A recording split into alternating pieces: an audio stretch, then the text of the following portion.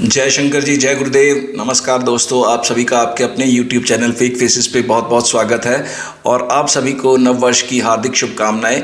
और मैं शंकर जी से यही प्रार्थना करूंगा कि आप सभी की मनोकामनाएं इस वर्ष पूरी हों और आप सबको और आपके परिवार वालों को शंकर जी हर खुशियां दे, सब खुशियां दे और सभी को स्वस्थ रखें।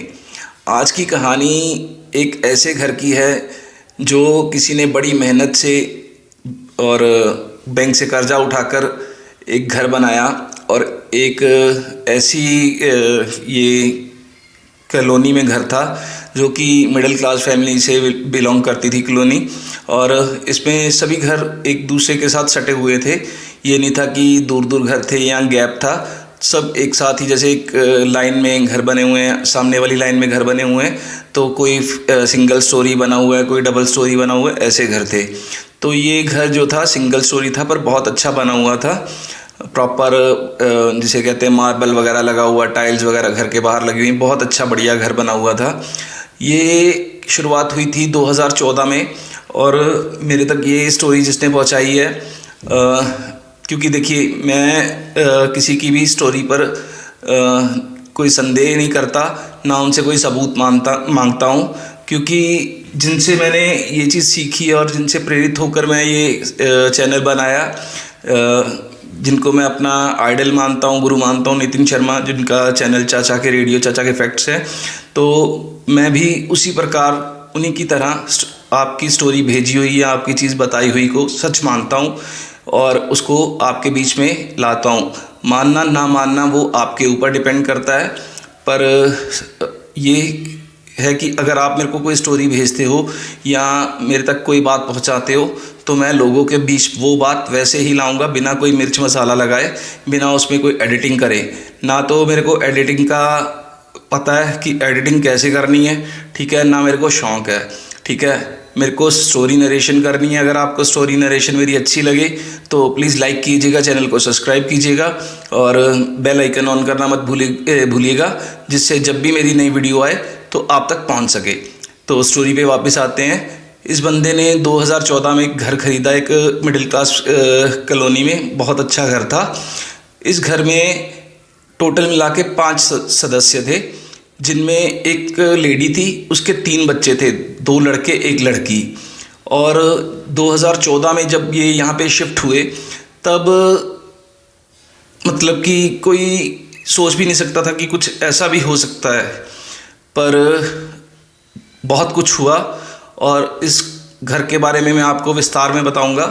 उससे पहले चैनल का इंट्रो, उसके बाद में आप मेरे साथ बने रहिए। मैं आपको प्रॉपर स्टोरी बताऊंगा और प्रॉपर एक एक चीज़ बताऊंगा कि इस घर में क्या क्या हुआ और किस कारण इनको ये घर छोड़कर रातों रात भागना पड़ा।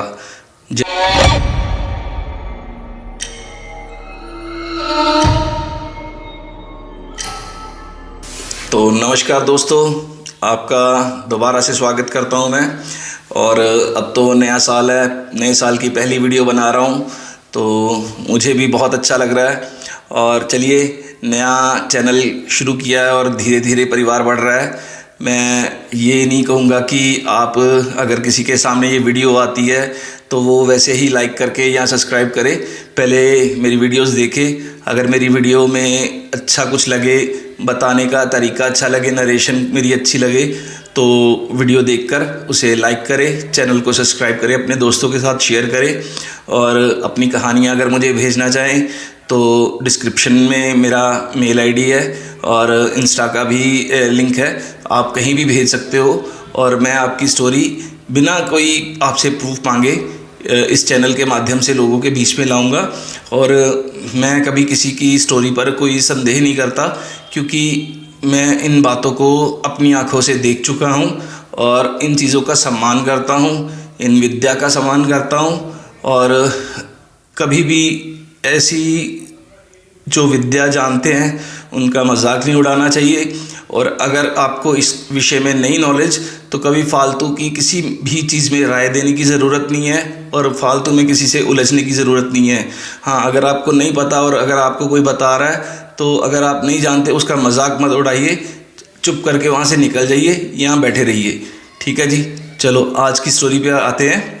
तो ये स्टोरी हुई थी 2014 से शुरू। एक बंदा था जो कि हिंदुस्तान के किसी एक ऐसे गांव से उठकर अपनी दुनिया बनाने के लिए अपने घर वालों से दूर हुआ और वो पंजाब के एक अच्छे सिटी में आया और सिटी में आकर उसने काम शुरू किया।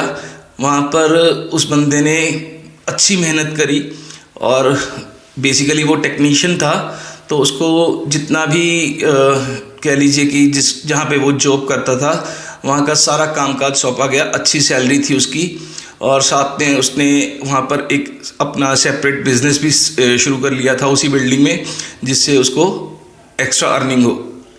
तो उस बंदे ने धीरे धीरे मेहनत करी और वहीं पर कोई लेडी थी जो वहाँ जॉब करती थी। तो ये नहीं मैं कह सकता कि उस समय क्या हुआ क्या नहीं हुआ, क्योंकि ये बंदा शादीशुदा था, इसका एक बेटा था जो अपने गांव में ही था। और इस बंदे ने यहाँ आके बहुत मेहनत करी, बहुत अच्छा अपना कह लीजिए करियर में ग्रोथ करा और काफ़ी पैसा कमा रहा था। बंदे ने अपना एक घर ख़रीदा और उस घर में वो जो इसको उसी जहाँ पर ये जॉब करता था वहाँ पर जो लेडी मिली थी, वो लेडी को लाकर और उनके बच्चों को लाकर उस घर में शिफ्ट करवाया और ख़ुद भी वहाँ पर रहने लगा। कभी ये बोलता था कि मेरी भाभी है, कभी बच्चे बोलते थे हमारे चाचा जी हैं, कोई बच्चा बोलता था हमारे मामा जी हैं। तो ये कभी स्पष्ट नहीं हो पाया कि इनका रिलेशन क्या था। हम चलो उस बात पे नहीं आते, हम मेन जो मुद्दा है उस पे आते हैं। तो ये लेडी जो थी जो इस घर में शिफ्ट हुई थी, तो आस पड़ोस के लोगों ने इसे कई बार कुछ ऐसी मतलब कि कार्य करते हुए, कुछ ऐसी विधियां करते हुए देख लिया जिसे हम टोना टोटका बोलते हैं। तो लोग इससे दूरी बना के रखने लगे, क्योंकि पहले तो जब जैसे हम मिडिल क्लास फैमिली से बिलोंग करते हैं जितने भी लोग, और जब कोई हमारे आस पड़ोस में आता है तो हमें खुशी होती है, हमें होता है कि हम उनसे मिलें, मेल जोल रखें, क्योंकि सुख दुख में रिश्तेदारी बाद में कम काम आते हैं, पहले आस पड़ोस के ही काम आते हैं। तो ऐसे ही लोगों ने पहले तो इनके साथ मेल जोल करना शुरू किया, मिलाप किया, आपस में बातचीत शुरू करी, आपस में एक साथ बैठना शुरू करा। पर धीरे धीरे जब लोगों को पता चलना शुरू हुआ कि ये लेडी ऐसी विद्या को जानती है, तो लोगों ने थोड़ी सी दूरी बनानी शुरू कर दी और ज़्यादा इनसे बोलचाल ना रखते हुए बस तभी इनको बात करना, जैसे कोई किसी के घर में पूजा पाठ है या कुछ किसी के घर में कोई फंक्शन है तो इनको न्योता देना, अदरवाइज़ इनको कोई बात भी नहीं करता था। और लोगों ने ये देखा कि धीरे धीरे जैसे कुछ साल बीते, 2014 में इन्होंने शिफ्ट करा था और 3-4 साल के अंदर ही जिस बंदे ने ये घर ख़रीदा उसकी वैल्यू इनके आगे कुछ भी नहीं थी। ये उनके आगे मतलब कि ऐसा था कि जैसे कठपुतली होता बंदा, सेम वैसे ही था।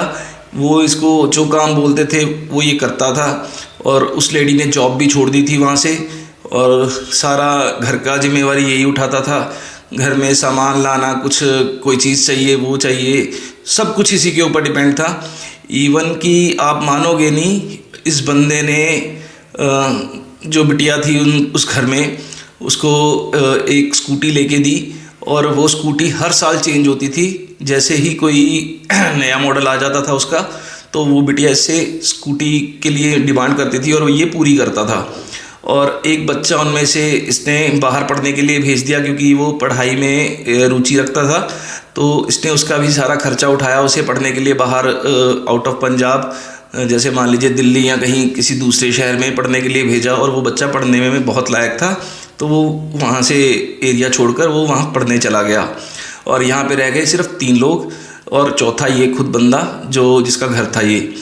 तो ये काफ़ी समय तक ये इस घर में जो मैडम थे, जो लेडी थी, वो इस विद्या का कह लीजिए कि प्रयोग करती रही और लोगों को तो पता चल चुका था, तो इसलिए लोगों ने इससे बायकॉट तो किया ही हुआ था। बहुत कम था कि इनके साथ कोई बोलचाल करे या कोई भी इनसे बातचीत करे।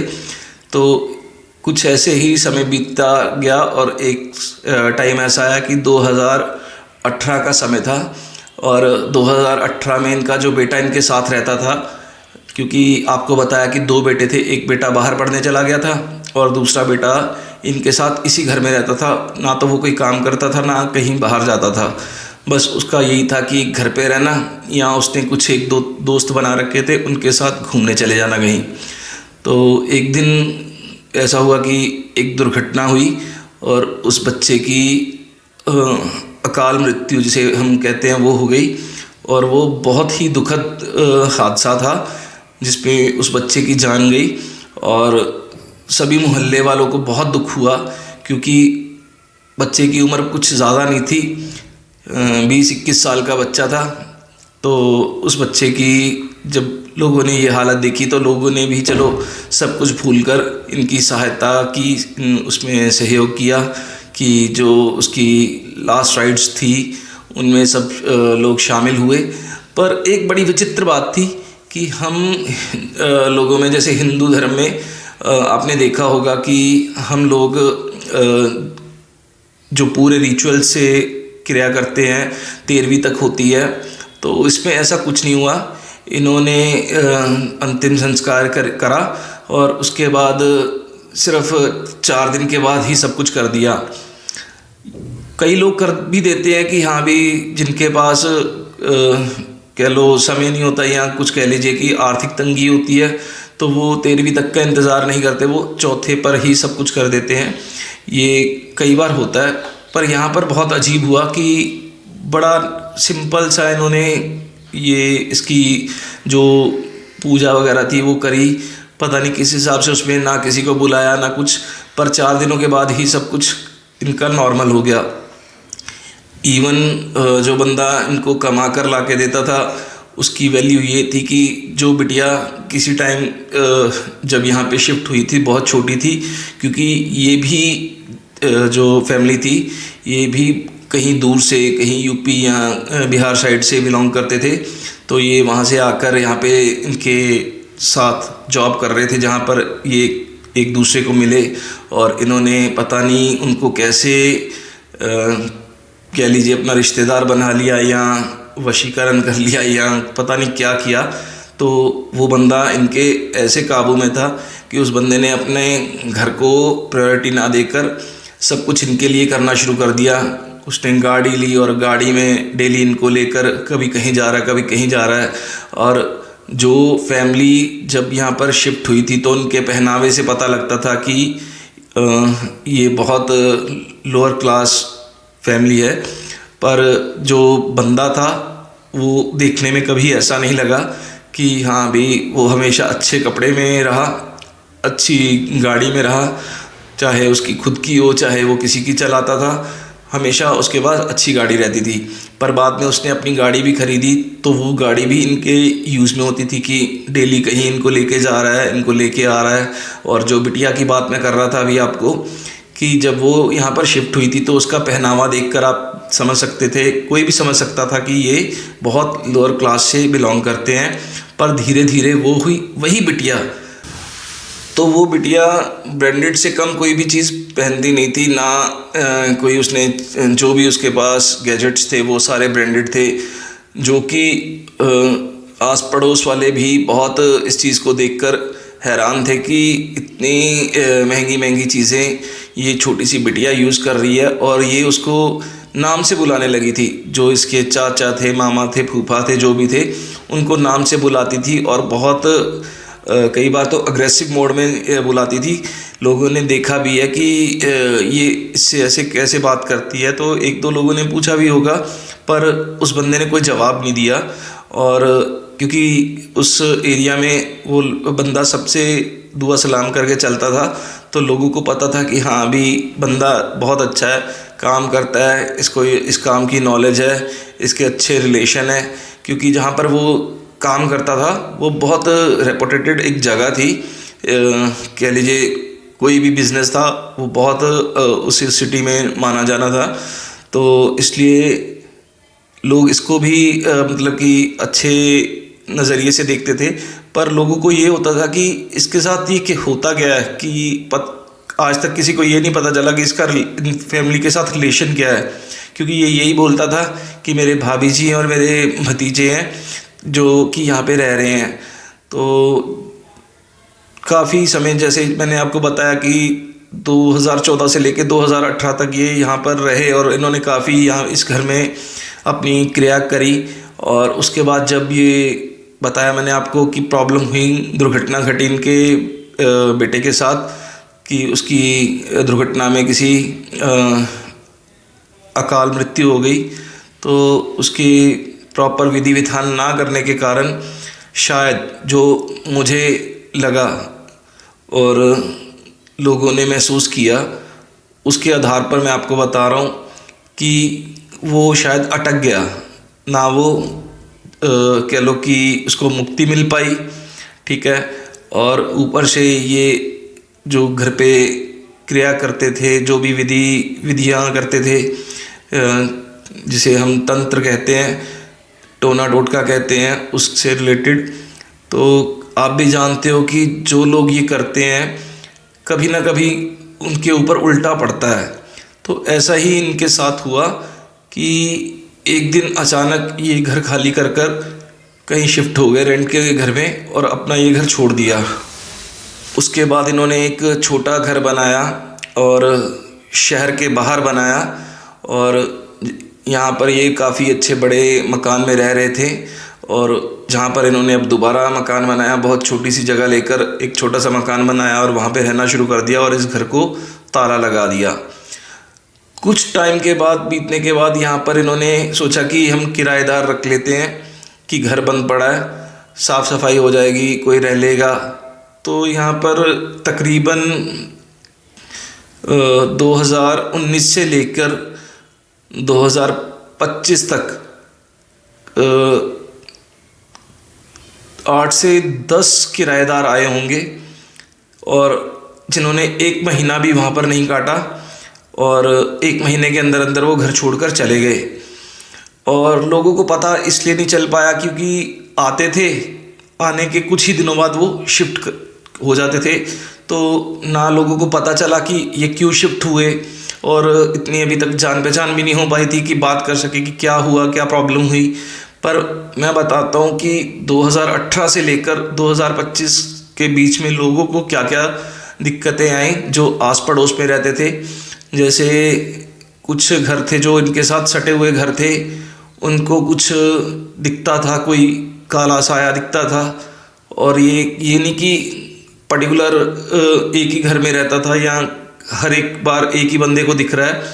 तो जैसे मान लो किसी ने देख लिया उसे, तो उसको प्रॉब्लम हुई, तो उसने झाड़ा वगैरह लगवाया, तो वो दोबारा नहीं उनको दिखता था। ऐसे ही सेम एक उस एरिया में जहाँ पर ये घर था, उस मोहल्ले में, सोसाइटी में एक शादी हुई और शादी होने के 3 से 4 दिन के अंदर ही जो बिटिया जिसकी शादी हुई थी वो अपने ससुराल में आई थी। तो वो पता नहीं छत पर क्या करने गई और उसे कुछ हवा सी महसूस हुई और उसकी एक्टिविटी चेंज हो गई। तो घर वालों ने ज़्यादा नहीं सोचा क्योंकि पता था कि यहाँ पर ये प्रॉब्लम है, तो वो किसी भगत के पास गए। तो उन्होंने बताया कि हाँ, ये वही समस्या है और आप उनके घर वालों को ढूंढिए और उनको बोलिए कि इनका प्रॉपर से विधि विधान से पिंडदान करें, तभी ये प्रॉपर तरीके से शांत हो पाएगी। बाकी मैं आपकी बिटिया का झाड़ा कर देता हूँ।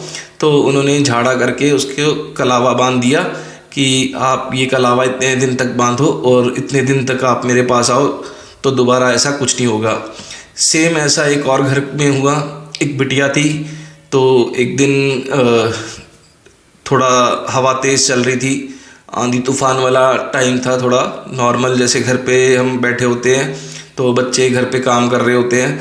तो एक बिटिया अपने किसी घर के कोई सामान लेने के लिए रूम में गई, तो वो रूम जो रोड की तरफ था, मतलब कि गली की तरफ था, तो वहाँ से कुछ सामान उठाने गई तो उसे ऐसा लगा कि कोई हवा का झोंका जो बाहर विंडो से अंदर की तरफ आया और आकर उसको प्रॉपर एक शेप सा दिखा और वो घबराई और उसने चिल्ला दिया और घर वालों के पास आई और उसने कुछ नहीं बोला और रोना शुरू कर दिया।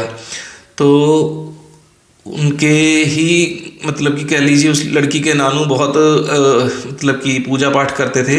उनका शुरू से ही बचपन से ही अपना जो उनके कुलदेव हैं उन कुलदेवी हैं उनमें बहुत श्रद्धा थी। तो उन्होंने उनका नाम लेकर बच्चे का झाड़ा करने की कोशिश करी, पूछा कि तू कौन है, तेरे को क्या प्रॉब्लम है।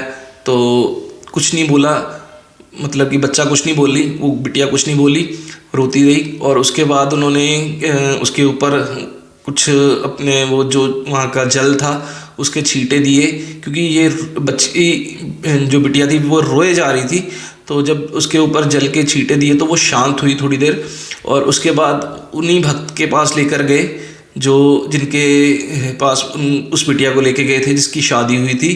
तो उन्होंने बताया कि हाँ ये वही चीज़ है और ये तब तक शांत नहीं होगी जब तक उनके घर वालों से आप बात नहीं करोगे। तो उसका प्रॉपर से आप जाके जो विधि विधान से पूजा बनती है वो करवाओ, तो उसके बाद ही ये सब ठीक होगा।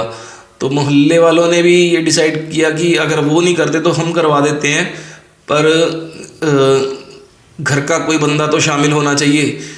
पर वो खुद यहाँ पे आते ही नहीं थे। तो दूसरी जगह जहाँ पर जाके वो रह रहे थे वो किसी को पता नहीं था, और जहाँ पर वो जॉब करता था बंदा उसने वो जॉब भी छोड़ दी। तो अब उनके साथ कोई लिंक नहीं था। तो फिर लोगों ने क्या किया कि अपना अपना घर जो था वो किलवा लिया। तो उसके बाद एक पूजा वगैरह कोई करवाई जिससे कि वो उसी जगह तक सीमित रहे। क्योंकि जितनी भी ये चीज़ें हुई, जैसे कहते हैं ना करवट बदलना, मैंने नितिन भैया से ही सीखा था कि ये चीज़ें जब करवट बदलती हैं तो ये आती हैं, रुकती नहीं, बस अपना एक कह लीजिए कि प्रेजेंस फील करवाती हैं और उसके बाद चली जाती हैं। तो सेम यही इन सभी के साथ हो रहा था कि जब वो करवट बदलता था तो इन लोगों के सामने आ जाता था, और अगर किसी ने कह लीजिए कि ज़्यादा कुछ बाल वगैरह खुले हैं, गीले बाल हैं, या परफ्यूम यूज़ किया हुआ है, इत्र लगाया हुआ है, या मेहंदी का यूज़ किया हुआ है, क्योंकि जो बताया था मैंने कि एक नई बिटिया शादी करके आई थी इस मोहल्ले में, तो उसके साथ हुआ था। तो उसके साथ तो प्रॉपर वही था कि उसके हाथों में मेहंदी भी लगी थी, उसने इत्र भी यूज़ किया हुआ था, परफ्यूम यूज़ किया हुआ था।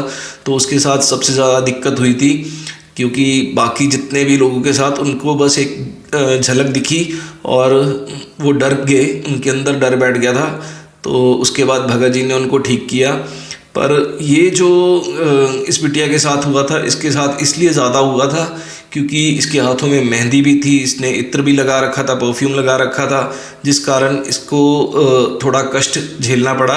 पर समय रहते भगत जी के पास पहुंच गए और उन्होंने इसका निवारण कर दिया, और उन्होंने सब क्लियरली बता दिया था कि ये प्रॉब्लम आपको होती रहेगी जब तक इनके घर में से ये कोई नहीं करता। तो गली के कुछ लोग थे जो कह लीजिए कि जिन्होंने मेहनत करी उनको ढूंढने में, उनसे बात करी कि भाई ऐसी प्रॉब्लम आपके घर में चल रही है तो आप पूजा क्यों नहीं करवाते, अगर आप नहीं पूजा करवाने चाहते तो हम पूजा करवा देते, आप बस हमारे साथ चलो तो सही। तो उनको बताया तो उन्होंने बोला कि हम पूजा करवाएंगे, पर मुझे नहीं लगता कि उन्होंने पूजा करवाई है, क्योंकि आज भी कह लीजिए कि उस घर में कोई आता है रेंट पे तो वो कुछ ही दिनों में चला जाता है घर छोड़ के। इवन कोई आज तक 1 महीना भी वहाँ पे रुक नहीं पाया। तो बस इतना ज़रूर है कि अब वो आस पड़ोस में कभी नहीं दिखा या उसने कभी कोई झलक नहीं दिखलाई। शायद उसके घर वालों ने शायद उसकी पूजा करवा दी हो जिस कारण उसको मुक्ति मिल गई हो, पर उस घर में जो क्रिया पड़ी गई या करी गई या जो भी उस घर में चलता रहा, जिस कारण उस घर में ऐसी मनहूसियत है कि उस घर में कोई रह नहीं सकता, और आज उसका दरवाज़ा बंद है, ठीक है। और आपको मैं बता नहीं सकता कि उस घर की जो पिक मैंने देखी उसके जैसे इतना बढ़िया, इतना सुंदर घर बना हुआ है, और उसके जो रैंप है, जो घर के अंदर जाने वाली सीढ़ियाँ और घर के अंदर वाला पोर्शन है, उसके ऊपर धूल की परत इतनी मोटी जड़ी हुई है कि जैसे पता नहीं कितने सालों से बंद है, ठीक है। और लोग बताते हैं कि बीच बीच में जैसे कभी कोई आता था तो आके सफाई करता भी था, तो उसके सफाई करने के जैसे छोड़ने के बाद ही ये घर वैसा का वैसा ही बन जाता था जैसा कि कई सालों से बंद है।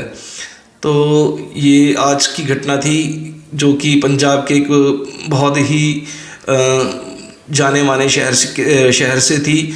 और जो ये घटना घटी, जिन लोगों के साथ घटी, मैंने उनसे बात करी, उनसे मतलब कि उन्होंने मुझे बताया कि आप अगर ये घटना अपने चैनल पे बता सको, तो मैंने उनसे विस्तार में इसके बारे में पूछा और अपनी तरफ से पूरा कोशिश किया कि अपनी नरेशन से वैसे ही बता पाऊँ जो लोगों ने फ़ील किया, जो लोगों को डर फील हुआ, जो लोगों को दिक्कतें आई और जो उस घर में हुआ, वो सब कुछ बताने की कोशिश करी। अगर आपको वीडियो अच्छी लगी हो तो प्लीज़ लाइक कीजिएगा, और अगर आपको सच में वीडियो अच्छा लगा हो और मेरा बताने का तरीका अच्छा लगा हो तो चैनल को भी सब्सक्राइब कर दीजिएगा और बेल आइकन ऑन कर दीजिएगा कि मेरी जब भी वीडियो आए तो आप तक सीधी पहुंच से आपको उसका नोटिफिकेशन मिले और आप उसे देख सकें। और अभी ये परिवार बहुत छोटा है, बहुत ही छोटा है, क्योंकि अभी ये परिवार कह लीजिए कि एक पौधे के बराबर है, कि एक छोटा सा पौधा लगाया है जिसे बढ़ने में टाइम लगेगा, और इसको बढ़ाने के लिए आप सबके सहयोग की बहुत ज़रूरत है। तो मेरी आपसे रिक्वेस्ट है कि इस पौधे को पेड़ बनाने में अपना सहयोग दीजिए, और आप जितना हमारे साथ जुड़ेंगे हमें भी खुशी होगी और आपको भी खुशी होगी कि जब ये चैनल ग्रो करेगा तो आप भी बोल सकते हो कि हाँ भी हम पहले सब्सक्राइबर्स में से हैं जिन्होंने इस चैनल को सपोर्ट किया और यहाँ तक लेके आए। बस मेरी आपसे यही विनती है कि अगर आपको मेरा बताने का तरीका या मेरी कहानी अच्छी लगी हो तो प्लीज़ इसे आप लाइक कीजिएगा। और जो लोग इन बातों को नहीं मानते तो कोई दिक्कत नहीं, अगर आप नहीं मानते तो आप सिंपल कहानी सोच लीजिए कि ये किसी बंदे ने एक सिंपल स्टोरी सुनाई है, स्टोरी मान के सुनिए। अगर स्टोरी अच्छी लगी तो उसे भी लाइक कर दीजिएगा, चैनल को सब्सक्राइब कर दीजिएगा, क्योंकि ऐसी सत्य घटनाएँ या जो नहीं मानते उनके लिए स्टोरीज़ मैं लाता रहूँगा और आपके लिए जैसे भी करके उसे ऐसे नरेट करने की कोशिश करूँगा कि आपको लगे कि हाँ जिस बंदे ने ये चीज़ें फेस करी हैं उसका दर्द, उसका अनुभव आपके साथ साझा कर सकूं। और आप भी अगर अपनी कहानी मुझे भेजना चाहते हैं तो नीचे दिए गए मेल आईडी पर आप भेज सकते हैं, और हमारा इंस्टाग्राम का लिंक भी मैंने डिस्क्रिप्शन में डाल रखा है, आप वहाँ पर भी मुझे डीएम कर सकते हो, डायरेक्ट मैसेज कर सकते हो, मैं आपका रिप्लाई करूँगा, आपसे बात करूँगा। और आप अपनी जो भी आप बीती कहानी या आपके किसी रिलेटिव के साथ हुई कोई घटना हो आप मुझे बता सकते हो, और मैं उसको अपने चैनल के माध्यम से सबके बीच में लाऊंगा। शुक्रिया। जय शंकर जी, जय महादेव, और दोबारा से एक बार नए साल की हार्दिक शुभकामनाएं। नमस्कार।